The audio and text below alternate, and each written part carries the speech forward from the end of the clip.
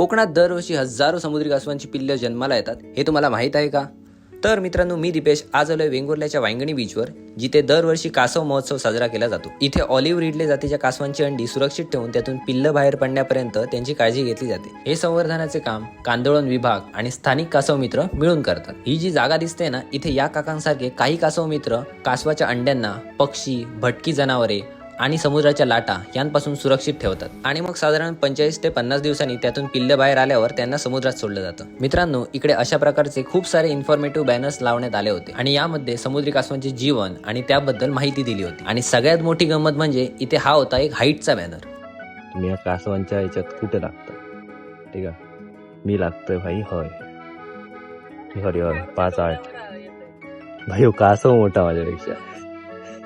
मित्रांनो, एका कासवासमोर बुटका फील पहिल्यांदाच झालं होतं मला.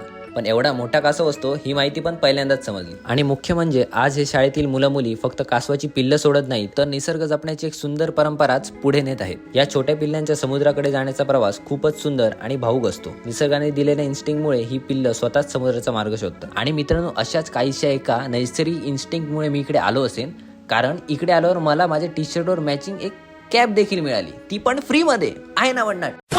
मित्रांनो, या व्हिडिओतनं तुम्हाला समुद्री कासवांविषयी काहीतरी माहिती मिळालीच असेल, तर हा व्हिडिओ तुमच्या मित्रांसोबत शेअर करा आणि त्यांना पण विचारा की